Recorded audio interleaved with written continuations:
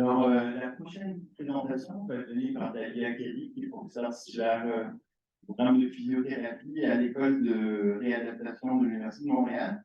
Elle est aussi chercheure à l'Institut universitaire pour la réadaptation en déficience physique de Montréal, du CCS, MTL et du CRIR. Donc voilà, bienvenue. Alors, bonjour à tous. Merci au comité organisateur de m'avoir invité pour vous parler d'un champ qui m'intéresse énormément, la téléréadaptation.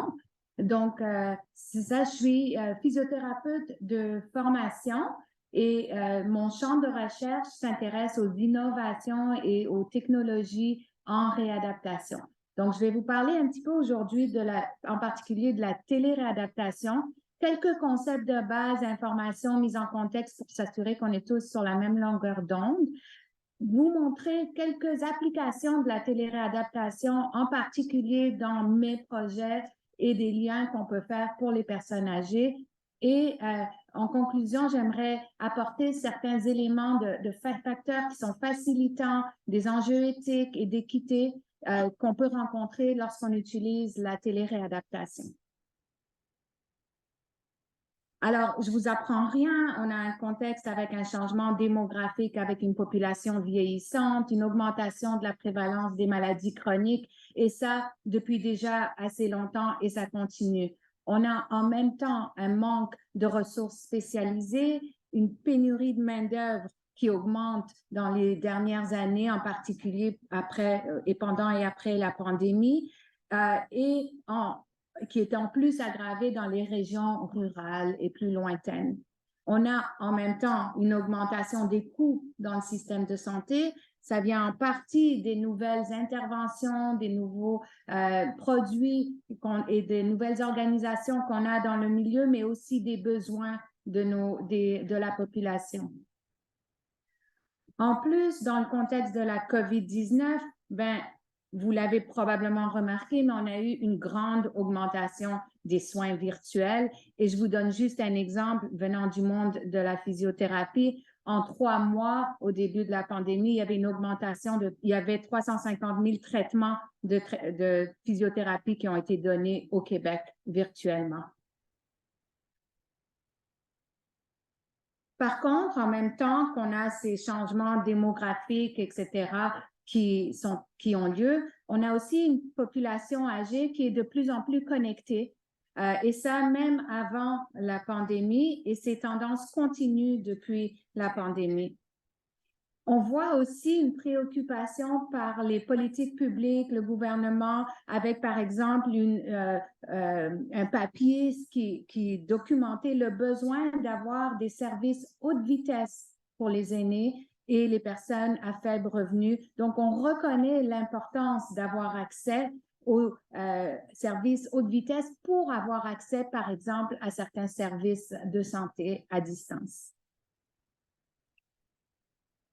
Alors, si on essaie juste de s'assurer qu'on comprend tous le concept de la téléréadaptation, excusez-moi, la téléréadaptation fait référence à l'offre de services de réadaptation et d'adaptation qui utilisent des technologies de l'information et des communications. D'habitude, c'est les nouvelles technologies de l'information et des communications. Donc, dans ce cas-ci, je ne parle pas vraiment de téléphone, mais ça peut être inclus dans certaines définitions de téléréadaptation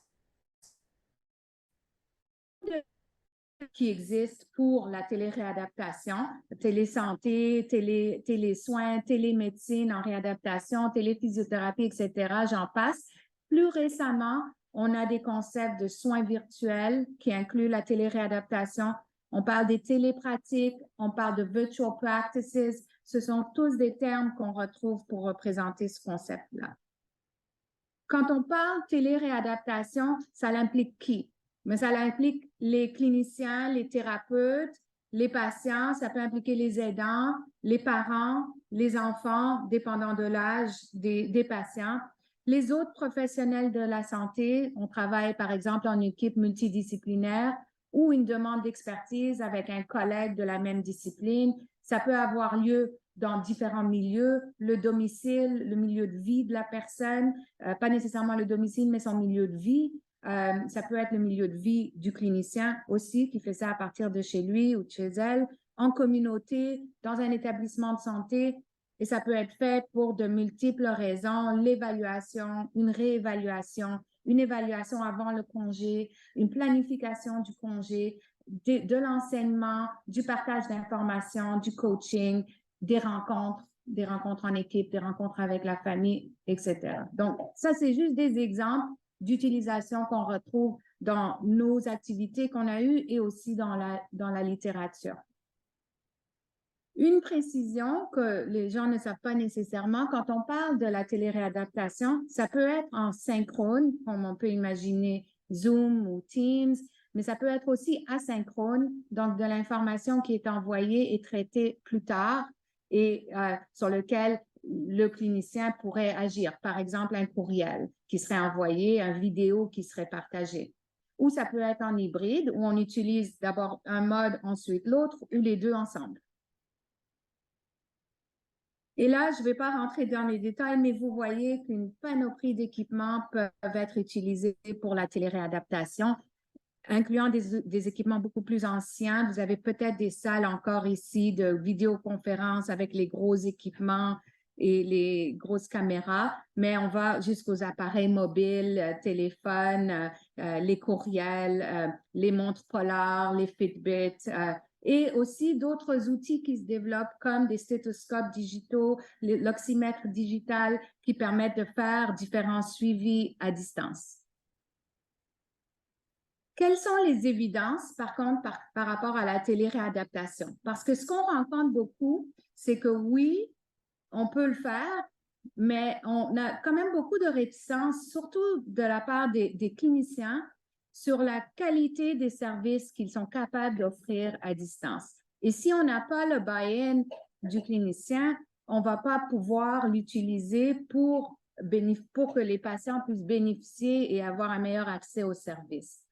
Alors, je vous dirais, même la première que vous voyez ici, c'était en 2009 qu'on avait déjà une revue systématique qui montrait vraiment qu'on est capable, avec la téléréadaptation, d'avoir une efficacité équivalente à des services en personne pour de nombreux outcomes et de nombreuses populations, tant au niveau physique, cognitif, les AVQ, les AVD, la mobilité, la qualité de vie, et j'en passe. Et après ça, plusieurs autres revues systématiques avec des clientèles précises, spécifiques ou même générales en réadaptation confirment ces résultats, corroborent ces résultats. Par contre, on a peu d'informations encore,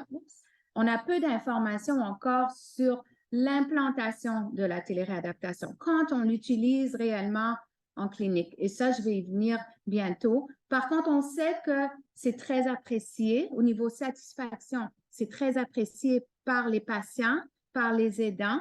La satisfaction est généralement élevée pour les cliniciens, mais lorsqu'on rencontre des problèmes techniques, c'est beaucoup moins élevé. Donc, très, très important de s'attarder à cet aspect-là tôt dans le processus d'implantation de la téléréadaptation.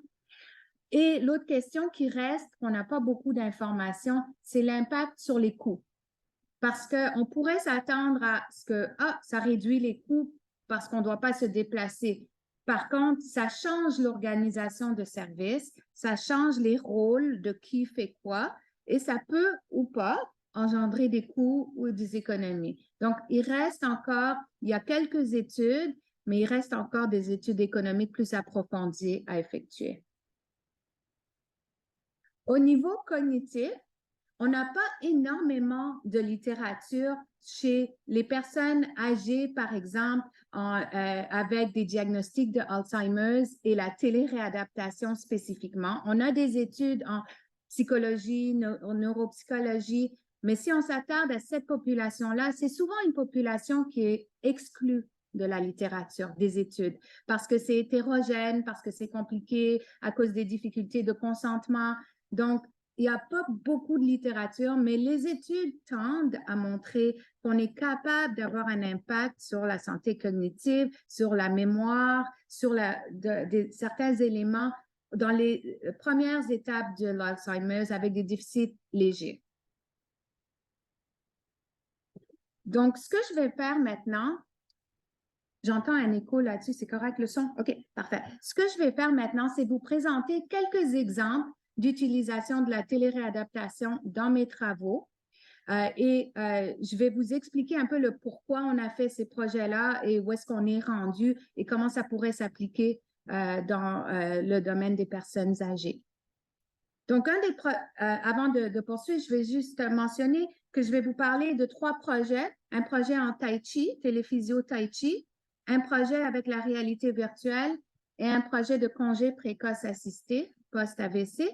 Mais vous avez aussi parmi vous des chercheurs, des étudiants, des équipes de recherche qui travaillent sur des projets avec la téléréadaptation ou des travaux connexes à la réadaptation. Par exemple, Chantal Dumoulin avec Mélanie Lebeur sur la rééducation du plancher pelvien en groupe, à distance, et Joanne Filiatro et son équipe avec la téléprévention des chutes. Donc, si vous avez des questions, vous pourrez leur poser des questions et Mélanie présente tout à l'heure aussi.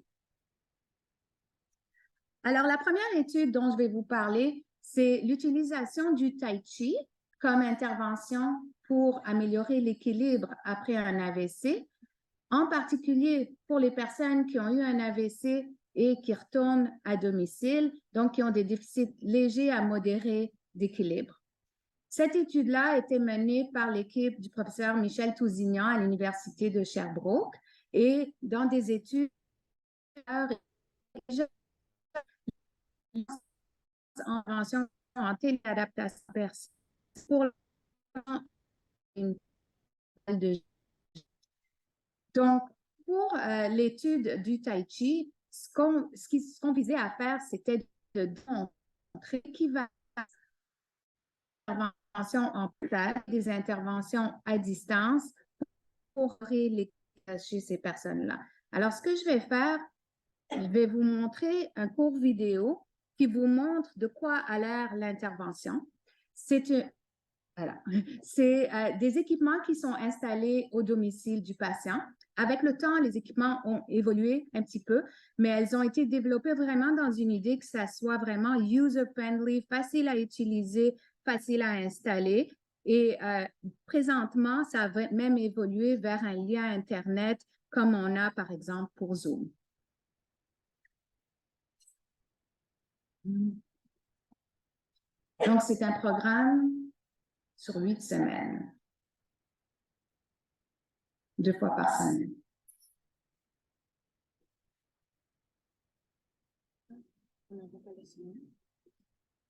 Ah, parce que quand on partage avec le son.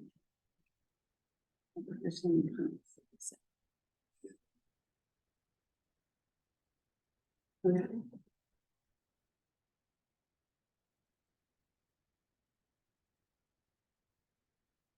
Si on est capable de mettre le son, c'est important pour que vous voyez certains aspects.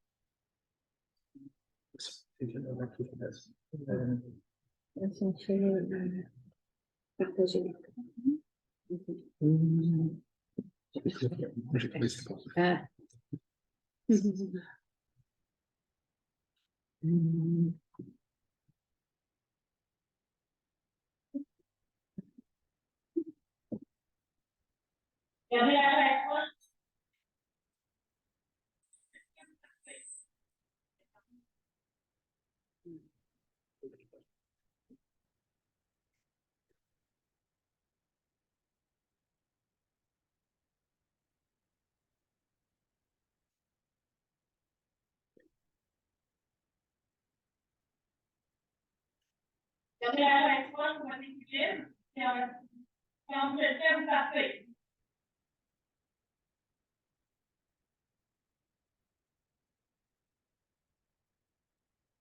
Dans ce projet-là, on demande aux patients d'avoir un aidant présent. L'aidant n'est pas obligé de participer. Et donc, quelqu'un qui vient suivre l'annonce, la main gauche va être en haut.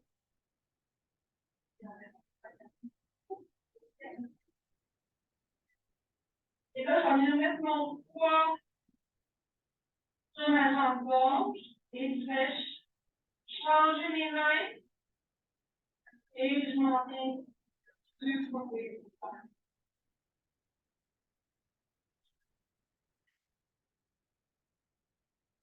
Et je n'oublie pas de respirer.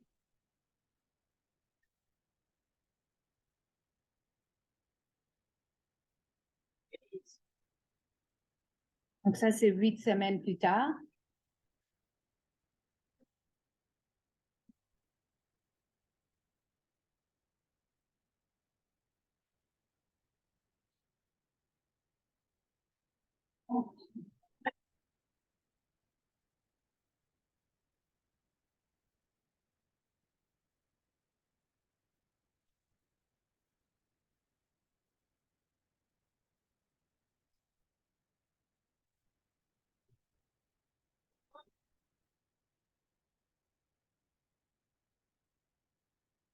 On lève le pédale.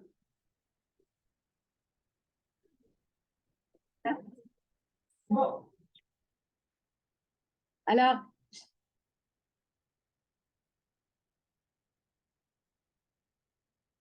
je vous montre cette vidéo. D'abord, pour ceux qui l'ont déjà vu, je m'excuse, c'est une de mes vidéos préférées qui vous montre plusieurs éléments. D'abord, un des éléments est qu'on est capable de faire de l'entraînement de l'équilibre à distance. Alors, dans ce cas-ci, c'est une personne avec un déficit léger d'équilibre. Dans le projet, on a des personnes déficit léger à modéré. Et il y a toujours une évaluation qui se fait par le physiothérapeute, la physiothérapeute à distance pour voir qu'est-ce qu'on doit mettre en place, une chaise, est-ce que ça doit être près d'un comptoir, comme si on allait donner un programme d'exercice à domicile. On doit aussi tenir compte de l'aidant. Est-ce que l'aidant, c'est quelqu'un qui est fragile, la santé fragile, âgé, peut aider? Est-ce qu'on doit demander à un enfant d'être présent? Quel genre de supervision on a besoin? Et on voit aussi le plaisir qu'ils ont et le plaisir qu'ils ont à le faire ensemble. C'est comme un peu, disons, une retombée inattendue de ce genre d'intervention qui peut être pertinente. Donc, on finit le projet, on est dans l'analyse préliminaire, puis je peux déjà vous dire, nos analyses préliminaires nous montrent vraiment qu'on a un impact équivalent au niveau de l'équilibre, qui était notre variable principale après l'intervention de 8 semaines et un suivi un mois plus tard. Le deuxième projet dont je vais vous parler, c'est un projet où on a combiné la téléréadaptation et les jeux sérieux ou la réalité virtuelle avec la Kinect. Donc, ce que je vais faire, je vais vous montrer la vidéo, puis après, je vais vous expliquer un petit peu comment on est arrivé à ce projet-là.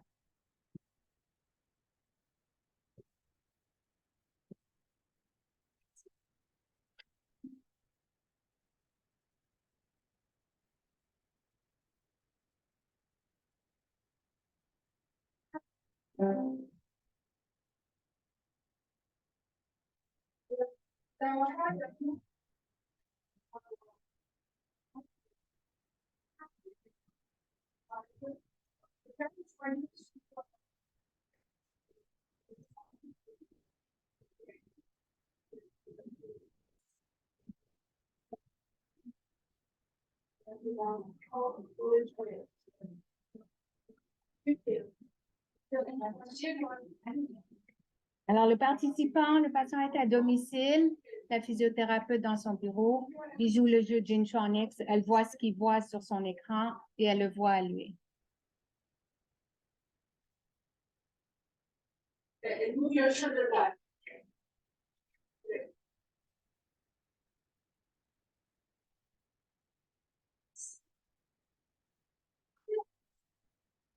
crois qu'il a du plaisir. On a parlé tout à l'heure de la motivation aussi, l'engagement.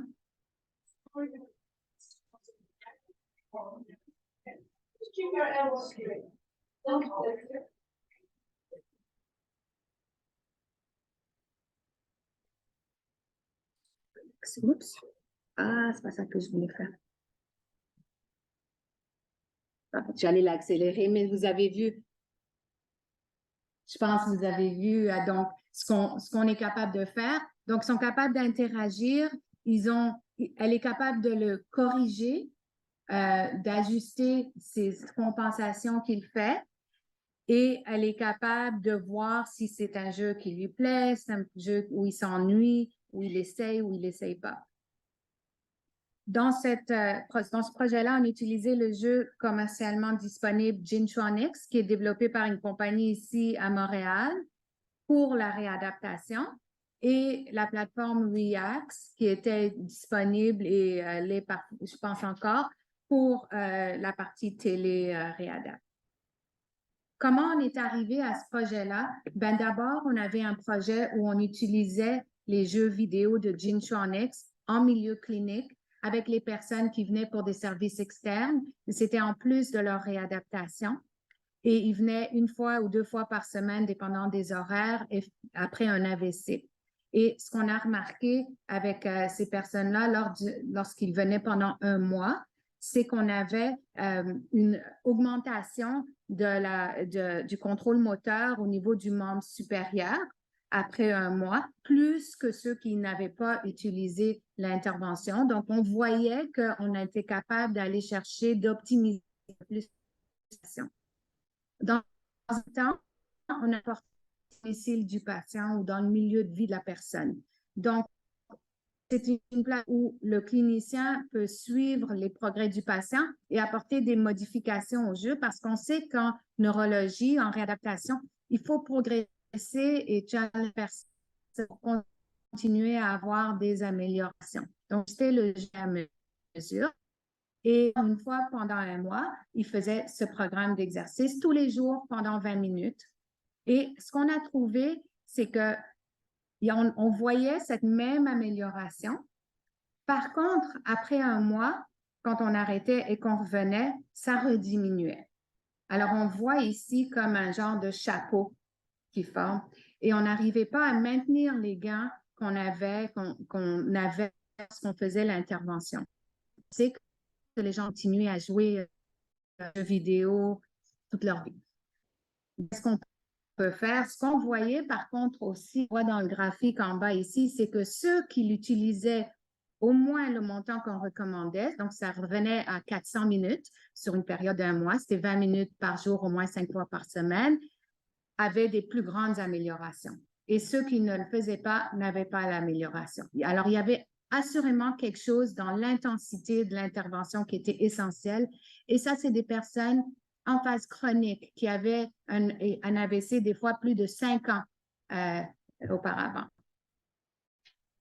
Donc, après cette expérience-là, ce projet-là, c'est là qu'on a décidé d'ajouter la composante télé-réadaptation avec le contact avec un clinicien, 1 à 2 fois par semaine, des fois moins, selon le besoin du patient, pour s'assurer de bien ajuster les jeux vidéo pour que ça reste challenging, mais aussi commencer à intégrer les gains dans leurs activités et essayer de viser un peu plus pour le maintien à long terme, encourager vraiment la personne à utiliser son bras et utiliser beaucoup de stratégies d'entretien motivationnel pour aller fixer des objectifs avec la personne, pour que ça devienne une activité significative pour eux, pour qu'ils l'intègrent à des activités significatives, etc.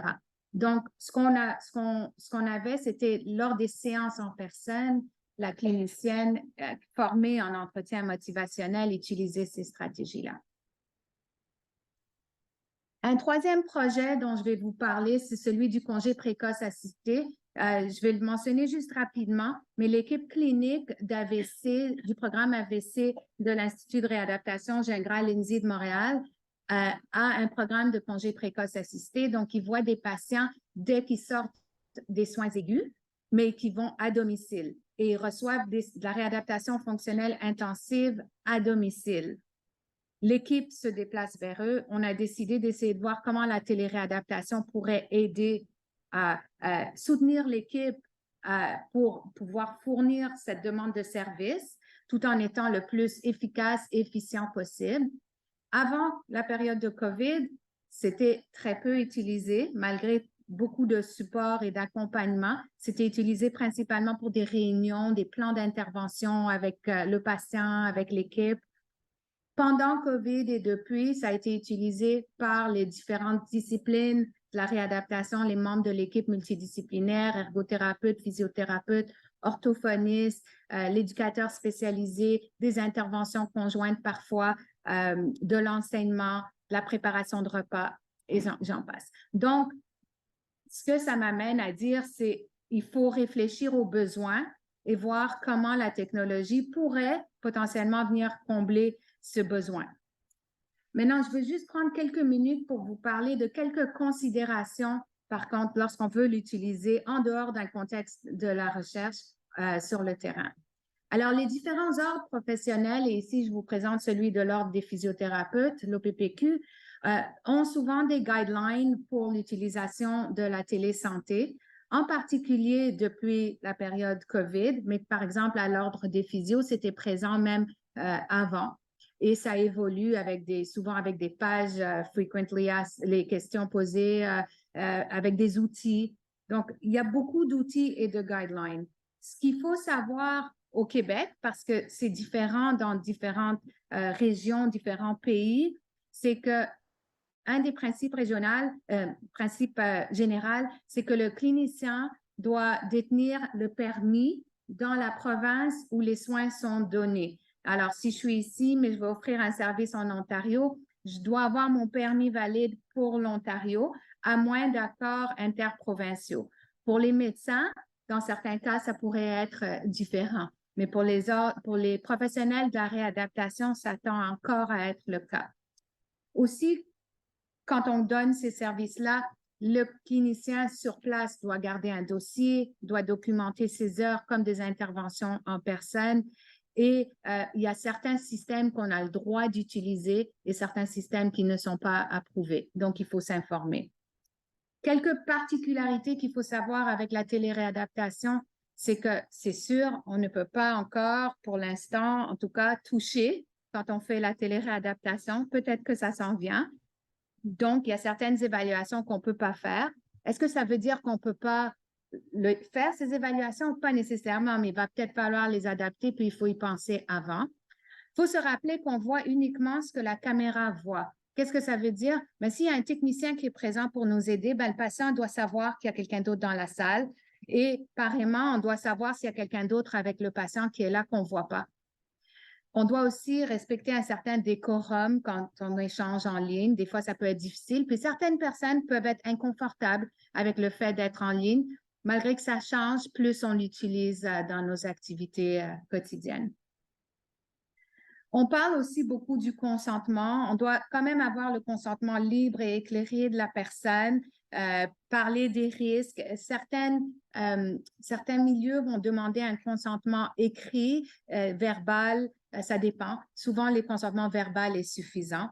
Et si vous prenez des photos ou des vidéos, c'est un consentement à part et de réfléchir, est-ce que j'en ai besoin? Parce que c'est facile avec ces plateformes-là de dire, ah, je vais prendre une vidéo de notre séance. Oui, mais vous allez faire quoi avec? Si ce n'est pas utile, est-ce que vous avez vraiment besoin de le faire? Puis au niveau confidentialité, ben, j'ai mentionné qui peut nous entendre en même temps. Est-ce que l'information est enregistrée? Et on doit garder les mêmes éléments de confidentialité qu'on a présentement entre un clinicien et un patient. Donc, on ne peut pas sortir de la salle après notre vidéoconférence et partager ce qu'on a fait avec notre patient. On a les mêmes éléments de confidentialité. On se rappelle aussi au niveau éthique qu'en tant que professionnel de la santé, on est là pour maximiser les bienfaits pour le patient et minimiser les risques. Et ça reste vrai. Alors, même si certaines études, par exemple, vont confirmer l'efficacité des soins, il faut toujours utiliser son jugement clinique, vraiment pour voir, est-ce que je suis capable d'avoir les informations dont j'ai besoin pour faire ce que je veux faire? OK? Alors, vraiment pour minimiser les risques et optimiser les soins.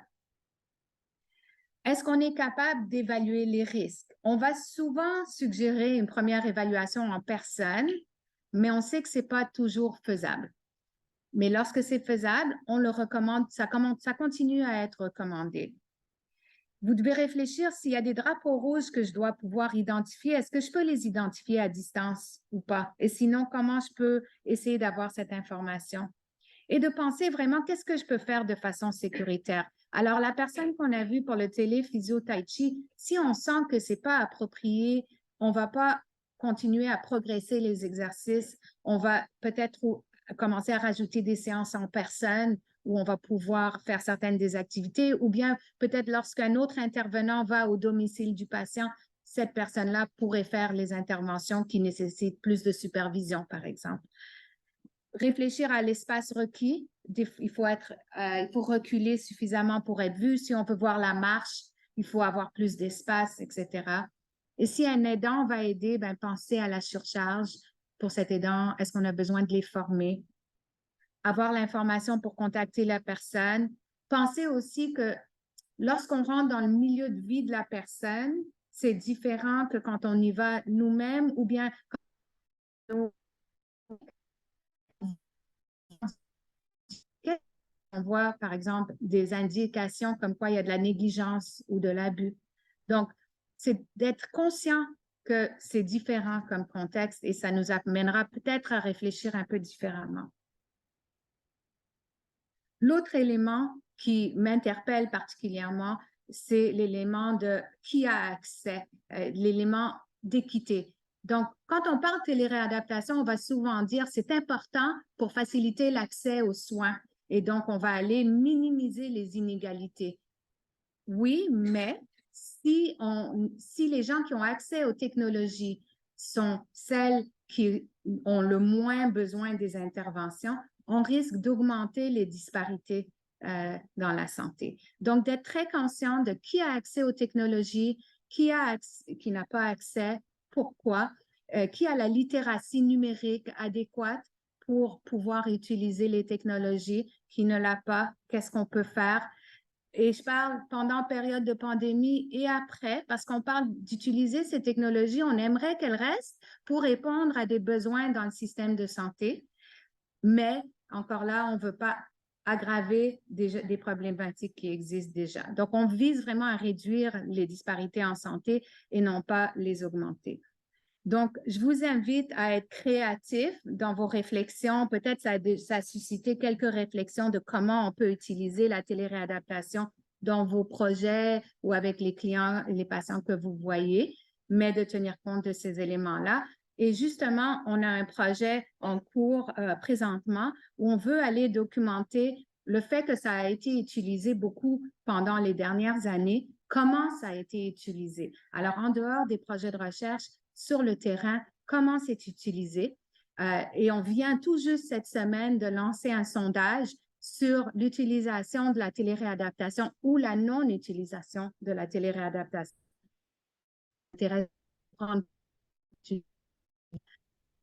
Cliniciens, cliniciennes, et vous vous intéressez à la téléréadaptation ou vous avez des collègues qui s'intéressent, avec le code QR, là, vous pouvez avoir accès au sondage. Je fais un petit plug pour mon projet. Mais donc, en résumé, j'espère aujourd'hui que vous pouvez commencer à explorer un petit peu comment la téléréadaptation peut s'appliquer dans votre contexte. Pensez vraiment à la meilleure façon d'optimiser les soins. Est-ce que c'est un modèle hybride qui pourrait être utile? Est-ce que c'est des combinaisons de quelque chose en asynchrone, de l'information qui est transmise, qui est revisée après à distance? Mais l'idée, c'est vraiment de viser à réduire les inégalités et optimiser les soins.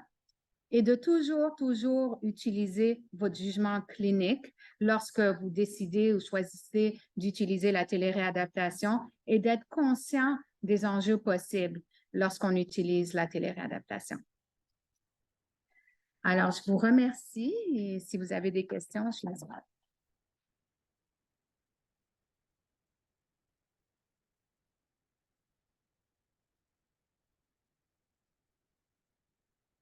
Merci Daniel pour cette belle présentation super intéressante.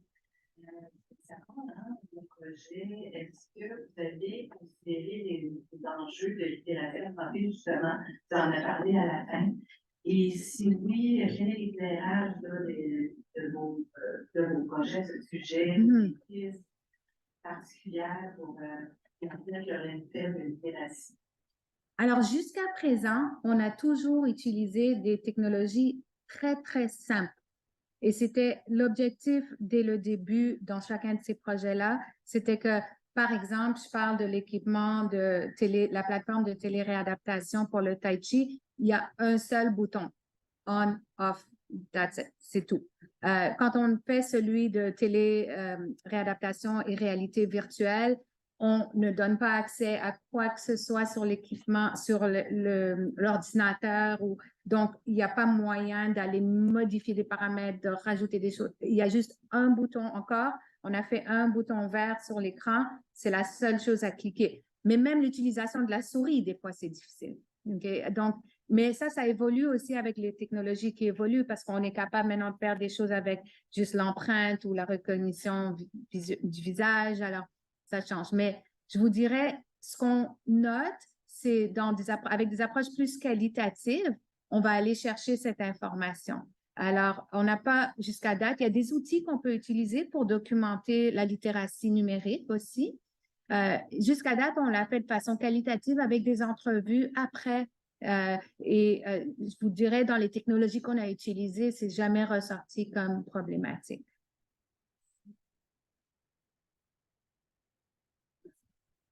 Merci beaucoup pour cette belle présentation qui répond à beaucoup de questions que j'avais. Donc, vraiment, merci beaucoup. Je me demandais s'il y avait des études ou s'il y avait des réflexions pour identifier c'est quoi le profil des personnes avec qui ça fonctionne la téléréadaptation et aussi c'est quoi les types d'interventions qui fonctionnent. Donc, que ce soit en physiothérapie ou en ergothérapie, mais en général, la téléréadaptation, quel type d'intervention? Oui, c'est une très bonne question. Il y a énormément de littérature.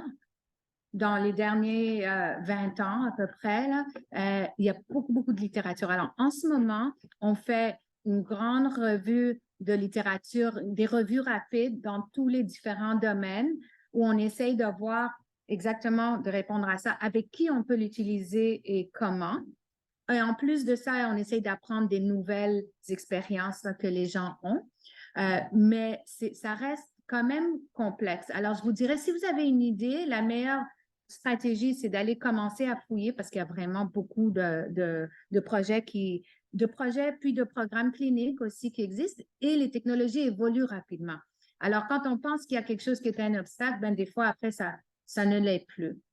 Par exemple, nous, le jeu vidéo qu'on utilise, ça utilise la Kinect. Donc, ça reconnaît les mouvements du corps. Pas besoin de toucher, de tenir des manettes. Donc, quelqu'un qui a un problème de motricité n'a pas besoin de contrôler quoi que ce soit pour le jeu vidéo. Alors, c'est juste pour donner une idée de comment ça évolue. Il y avait 2 aspects à la question ou est-ce que ça répond? Oui, OK, parfait. Oui. Merci Daniel pour cette présentation. Je suis vraiment interpellé par la convergence des solutions pour sécuriser. On entend beaucoup dans les médias parler de l'hospitalisation à domicile, le terme technique, alternatif.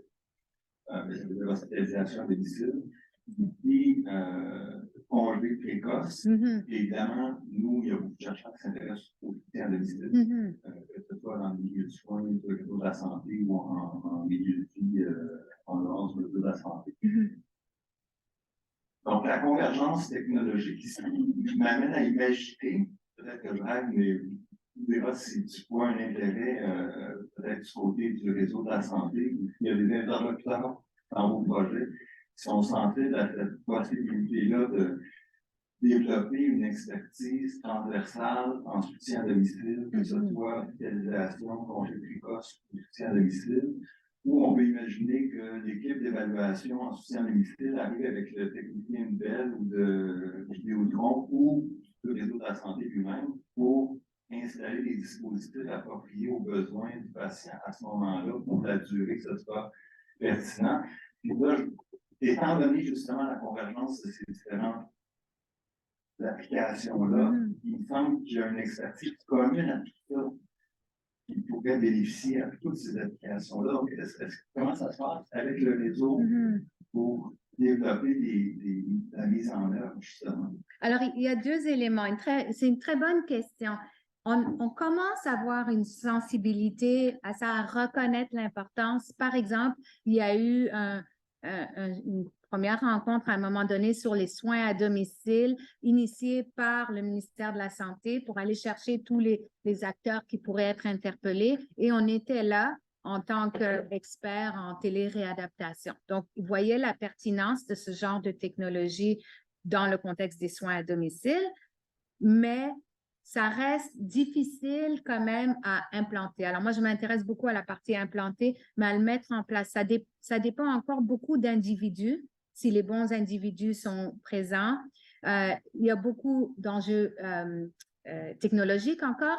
Par contre, on a vu pendant la période de COVID, surtout au début, que tout d'un coup, ça fonctionne. Donc, quand il y a une volonté ou que force l'oblige, on est capable. Donc, éventuellement, c'est possible. Je pense que c'est tout à fait pertinent, puis ça fait quand même longtemps que différentes technologies existent. Je parle des stéthoscopes digitaux pour la réadaptation pulmonaire à domicile, le soutien à domicile, ça se fait déjà depuis longtemps. Donc, c'est certainement faisable. Mais ça prend beaucoup d'éléments en place pour pouvoir le faire et sortir de la recherche. Parce qu'on développe certaines plateformes en recherche et après, parfois avec des fonds publics, même du gouvernement, et après ça, on n'est pas capable de l'utiliser en clinique parce que ça ne fait pas partie des plateformes soutenues par l'ETI. Je donne un exemple. Alors, il y a quand même ces éléments-là qui restent problématiques. Il faudrait. Différents domaines Mm-hmm. augmente évidemment la pertinence Oui. pour le réseau d'investir, par exemple, en pays, parce qu'il n'y aura pas juste une application. Si cette application-là se développe chez vous et que ça fonctionne, tout le soutien technique est généralisable à plein d'autres applications. Oui, absolument. D'où l'importance et la pertinence. Je pense que c'est intéressant d'avoir présenté aussi aujourd'hui, puis de rencontrer différents mondes ensemble, de rapprocher différents mondes. Merci pour la présentation super intéressante. J'ai une dernière question par rapport au jugement clinique, sur lequel il est important, mais en même temps, quand on regarde la littérature par rapport à la mise en place d'interventions, surtout chez la personne âgée, on s'aperçoit qu'il y a un agisme négatif de la part des cliniciens qui sous-prescrivent, des fois ne prescrivent pas en pensant que ce n'est pas adapté à la personne ou pas du tout possible. Alors, jugement clinique, oui, mais comment vous le voyez dans votre pratique? Nous, on le fait différemment. En kinésiologie, on n'est pas en réadaptation encore dans ces ordres-là, mais comment vous imaginez ou palliez pour que M. Tremblay, qu'il soit au Saguenay, ou la chance qu'il soit au CLIR, il ait le même service, quel que soit le jugement clinique, justement? Oui, super bonne question. Alors, on a vécu ça avec le projet du congé précoce assisté. Un de mes domaines de recherche, c'est les sciences de l'implantation. Alors, je comprends les éléments de qu'est-ce qu'il faut mettre en place pour avoir une implantation réussie. On a fait des formations, on a essayé de démystifier aussi exactement cet élément-là. On les a accompagnés, on offrait le support technique. Ça n'a pas été très utilisé. Et un des éléments principaux, c'était on n'a pas des clients appropriés, trop âgés, trop faibles, a besoin de trop d'interventions rapprochées. Même quand je faisais mon doctorat, je n'ai pas parlé de mon doctorat, mais c'était un projet un peu semblable. J'ai besoin de toucher, j'ai besoin d'être là pour rassurer la personne. Je ne peux pas rassurer la personne à distance. Il y avait beaucoup de ce genre de réflexion-là qui limitait l'utilisation, absolument. Puis après, on a vu que ça a été utilisé, peu importe l'âge. On avait des personnes plus jeunes AVC, beaucoup plus âgés AVC avec qui ils l'ont utilisé. Donc, il y a des mythes à briser. On essaye dans nos publications, dans nos présentations, de partager le plus possible ces informations-là, d'avoir des agents, genre champions dans les milieux, c'est aussi super, des leaders d'opinion, les gens que les cliniciens respectent et ont confiance. Parce que souvent, le commentaire va être « oui, mais pas avec mes clients ». Alors, je pense que, mais tout à fait, c'est super important. Puis moi, je reviens toujours avec le commentaire au niveau éthique. Peut-être la préoccupation, on pense que c'est une question éthique, c'est pas sécuritaire, il faudrait pas, mais est-ce que c'est éthique de ne pas donner le meilleur soin à la personne au meilleur endroit, au meilleur moment? À mon avis, non. Donc, je pense que c'est important.